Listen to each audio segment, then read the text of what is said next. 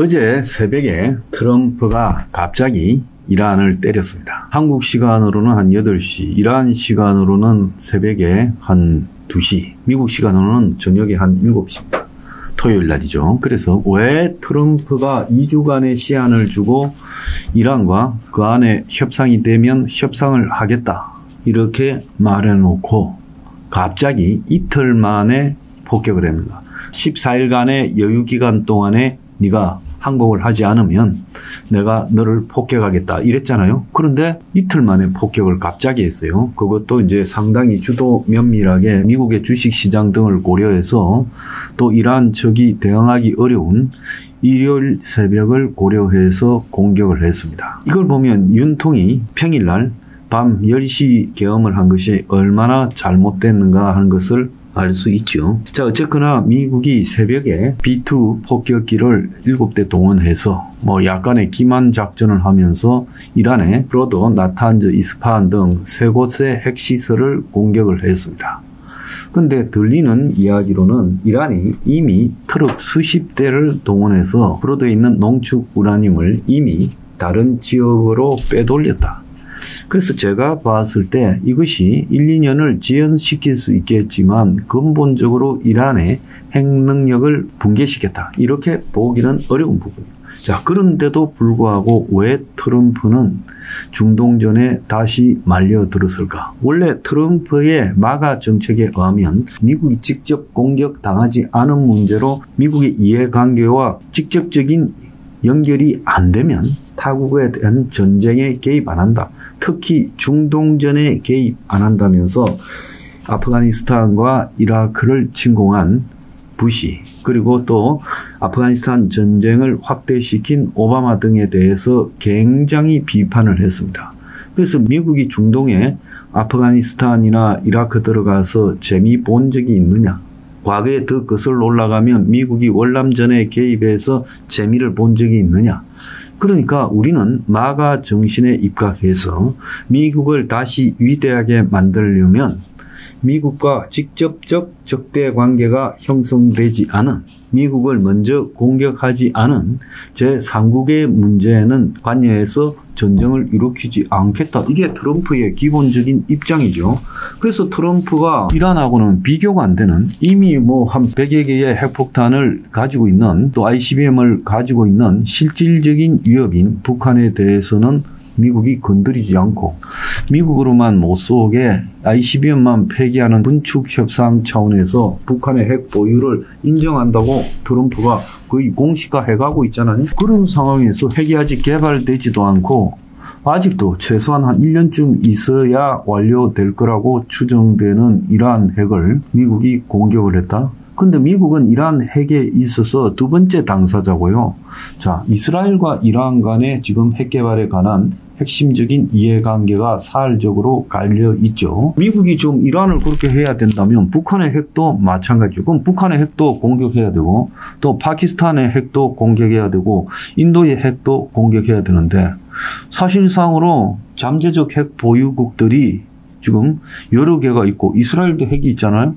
그런데 왜 그런 나라들은 가만두면서 이란의 핵만 미군이 직접 나서서 폭격했느냐. 이 폭격에는요, B2 폭격기뿐만 아니라 또 미국의 150대쯤 되는 각종 전투기들이 참여했고, 그래서 이란 앞바다에 숨어있는 미국의 잠수함에서 쏘아올린 토마호크 미사일까지 공격을 했답니다.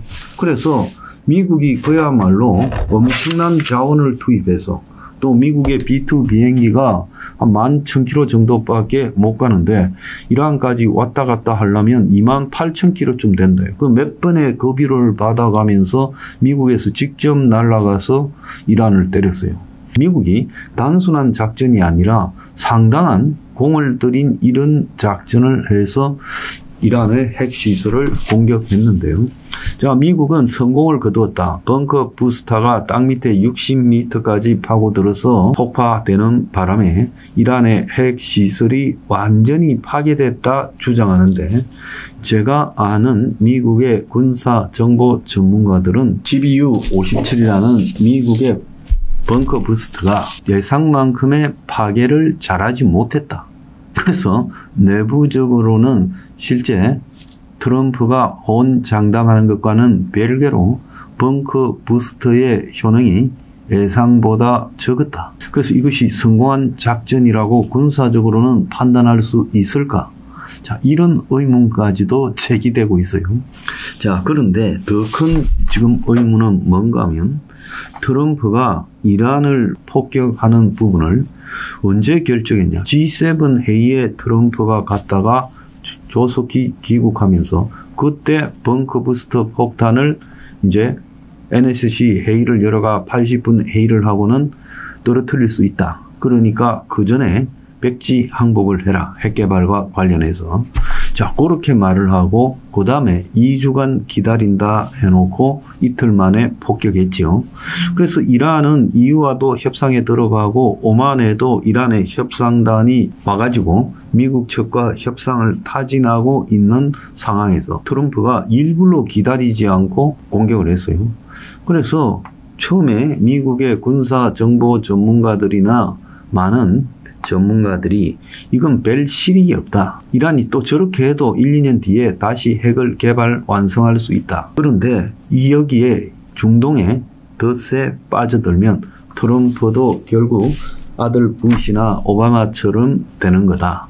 미국이 중동에 가서 성공한 적이 있느냐? 그럼 당신도 지금 외국의 전쟁에 개입하지 않고 미국의 국익 극대화만 위한다고 해놓고 왜 이 중동 전쟁의 덫에 스스로 빠져드느냐, 이런 비판이 굉장히 많았고, 특히 트럼프의 마가 진영의 핵심인 베넌이나 커크 칼슨 같은 경우에는 굉장히 비판을 했고, 심지어 미국의 공화당의 상하원 의원들 같은 경우에도 트럼프의 이 벙커 부스터 공격에 대해서 반대가 많았고, 민주당에서는 트럼프가 의회에 결의 없이 일방적으로 지금 이렇게 한 것은 의회 면책이 될 수 있는 대통령의 독자적 전쟁 성폭권 범위를 벗어난 거 아니에요. 미국이 공격을 받았느냐. 미국 공격을 받지도 않았는데 시간을 주고 공갈 협박하던 차원에서 왜 갑자기 때렸느냐. 이런 지금 거센 저항이 일어나고 있어요. 그래서 트럼프가 베이징 시위를 하고 있는 민주당 측에서도 공격을 받고 공화당의 일각에서도 지금 공격을 받고 그리고 마가 진영에서도 공격을 받는 삼면 초과에 몰릴 이런 일들을 왜 결정했을까? 이 일은 명백하게 이스라엘에는 좋고 미국에는 제가 2부에 말씀드린 수많은 후유증을 낳을 좋지 않은 판단을 한 걸로 지금 추정되고 있어요. 그런데 트럼프가 저런 행동을 최근에 일주일 사이에 결정했을까? 이것이 지금 미스테리 중에 보통 미스테리가 아니다는 거예요. G7 회의가 16일 있었잖아요. 그러면 트럼프가 이제 돌아가가지고 17일 날 이제 이란에 대해서 벙커 부스터로 공격할 수 있다고 NSC 회의를 열어서 그렇게 협박했고, 그 다음에 그게 이제 17일입니다. 그러면서 트럼프가 벙커 부스터를 맞든가 또 아니면 이란이 백지 항복을 해라 이렇게 말을 하고 또 며칠 시간을 끌다가 지난 20일께 2주간의 시한을 준다 이렇게 말했어요. 그게 한국 시간으로 금요일 20일입니다. 그런데 2주간의 시한에 두 번째 날에 트럼프가 지금 벙커 부스터를 터뜨려버리는 그런 일을 했어요. 그래서 이게 트럼프의 도대체 의도가 뭔가? 위험하기로 말하면 이란의 핵개발보다 북한에 현존하는 핵폭탄 수십 기가 훨씬 더 위험하고 북한은 이란에도 없는 TBM도 있는데 북한은 또 이란보다 미국에 훨씬 더 적대적이고 러시아하고 가깝죠. 그럼 북한을 놔두고 방치하면서 왜 이란을 공격했을까? 이것이 미국에 대한 위협이라고 보기는 그건 변명으로도 말이 안 되는 거예요. 그래서 이란이 현존 미국에 대한 위협이다. 그래서 사전에 공격했다. 이것은 말이 안 돼요. 그러면 미국이 이스라엘의 꼬붕이 돼가지고 네탄야후의 이란 정권 붕괴 공작에 같이 뛰어들었단 말이냐. 이건 또 어떻게 해석해야 되느냐 하는 문제가 있어요. 그래서 이제 몇 가지로 이야기가 나오고 있습니다. 네탄야후의 꾀임에 빠져서 트럼프가 꼬여 들어갔다. 자, 그래서 트럼프가 실질적으로 네탄야후가 이란을 공격하다 보니까 이란이 생각보다 종이 호랑이고, 그래서 이스라엘이 이란에 대해서 승리가 임박하니까 트럼프가 이걸 내공으로 만들기 위해서 자기가 나서서 벙커 부스트 맞을래? 아니면 미국하고 핵을 포기한다고 항복하고 회담을 할래? 이렇게 말했잖아요. 자, 이것도 그때 단계, 즉 지난 6월 17일 전후로 해서는 그럴싸한 스토리였지만은 당장 그 공을 자기가 취하려고 하면 실제로 벙커 부스트를 터뜨리면 안 됐죠. 그냥 협박을 통해서 이란이 손들게 나오게 만들었어야죠. 그러려면 2주를 기다려줬어야 됩니다. 그러면 트럼프가 조롱 때문에 그러냐? 타코라고 트럼프 always chicken out. 트럼프는 항상 말만 앞서고 뒤로 흐지부지 도망간다. 자, 이것 때문에 그러냐? 세상에 남이 반대 진영이 자신을 공격한다고 그게 기분 나빠서 아니 나는 한다면 한다. 그래서 공격했을 거라고는 보지 않습니다. 자, 그 다음에 지금 중요한 외교 문제와 관련해서 우크라이나도 빌빌 싸고 있고 가자 지역도 빌빌 싸고 있으니까 트럼프가 자신의 외교적 성과를 구체적으로 보여주려고 저렇게 했느냐. 그 이야기도 나오고 있는데요. 그런데 지금 트럼프가 벙커 부스트를 터뜨림으로써 이란과의 공격을 직접 했어요. 그러면 이란은 사실상 지금 미국에 선전포고를 했어요. 그러면 그렇게 이란과 전쟁에 말릴 정도로 지지율 만회가 시급한 상황이었냐? 그것도 아니었다고 보는 거예요. 그래서 외교적 단순한 업적을 위해서 트럼프가 그렇게 했다고 보기는 어렵다는 겁니다. 또 일각에서는 트럼프가 이란 폭격을 하면서 부정선거 수사를 들고 나와서 자신을 공격하고 있는 민주당이나 야권 진영에 대한 전면 공격을 하려 한다. 그러니까 자신의 지난 2020년 대선이 부정선거였다. 그래서 그걸 조사하겠다. 지금 트럼프가 그렇게 말을 했어요. 그래서 전체적으로 이란을 공격하고 또 2020년 대선에서 자신이 패배한 게 부정선거의 결과다. 그래서 전면적 공세로 전환하려고 그러냐. 그렇게 보더라도 이것은 또 너무 이럴 게 많은 결정을 했어요. 그 다음에 중국이 대만을 침공하지 못하게 만들려고 미국이 중국을 협박하기 위해 이란에 저렇게 공격을 했다. 근데 지금 중국은 미국의 이란 공격 이후에 유엔 안보리 소집을 요구하면서 미국을 규탄하는데 앞장서고 있어요. 그래서 미국과 중국과의 관계도 굉장히 예민해지고 호르무즈 해협이 지금 봉쇄될 경우에는 중국의 사활적 이해관계가 또 엮여 있다고도 볼 수 있습니다. 그런데 지금 일부러 중국과의 긴장을 이란에서 조성할 이유가 있었겠느냐. 이런 관점도 또 일면 맞아요. 그러면 또 이제 등장하는 문제가 뭐냐. 미국의 세일가스 오일 산업을 트럼프가 적극 밀고 있는데, 자, 그게 지금 한계 이윤 65불 가지고는 별로 남지 않는 그런 상황이니까, 현재 유가. 그래서 유가를 2배쯤 올려서 세일가스 오일 산업을 활성화시키려고 하는 것이냐.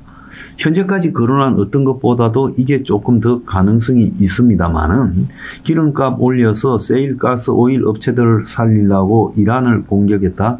그것도 좀 무리는 있어요. 그래서 미국의 지금 정부 쪽에서 나오는 이야기는 트럼프가 개인적인 이해관계 때문에 이란을 공격했다. 그래서 그 개인적 이해관계라는 것은 트럼프가 이스라엘 측과 사적인 이해관계가 깊숙하게 연결되어 있는 것이 많다. 그래서 이번에 이런 이해관계하고 관련해서 어떤 거부할 수 없는 프로포절이 왔고, 트럼프가 그래서 갑자기 지난 6월 16일 날 G7에 왔다가 급히 돌아가면서 이런 일을 벌였다. 제가 지금 생각하는 거는요, 제일 마지막에 언급한 부분입니다. 트럼프가 이해관계 없이 저런 일을 절대 안 벌려요. 특히 자기 진영 내부에서도 공격을 받고 있는데 왜 저렇게 무리한 일을 벌였을까? 지금까지의 자기가 남의 전쟁에 개입하지 않겠다는 수많은 약속을 팽개치고 이란을 직접 공격했을까? 그래서 결국은 나중에 이것은 이제 입증될 거라고 봅니다. 트럼프가 그 가족의 패밀리 비즈니스하고 관련해서 이스라엘 유대인 측과 중요한 이해관계가 있고, 그래서 이란을 때려주면 그것이 트럼프의 이해관계에 밀접하게 인센티브가 있기 때문에 트럼프가 저런 결정을 했다. 미국의 대통령이 설마 그런 결정을 하고 미국의 지금 국가 시스템이 그런 거를 방했겠냐고? 충분히 그럴 수 있어요. 이미 미국이 그런 나라가 되어버렸습니다. 그래서 시간이 지나면 나오겠지만 이번에 미국의 공격은 효력이 좀 미비했고, 또 더 나아가서 트럼프가 이란을 공격한 이유는 사적인 이해관계에 기반해서다. 자, 제 말이 맞는지 안 맞는지 시간이 지나가면 이렇게 알 수 있겠죠.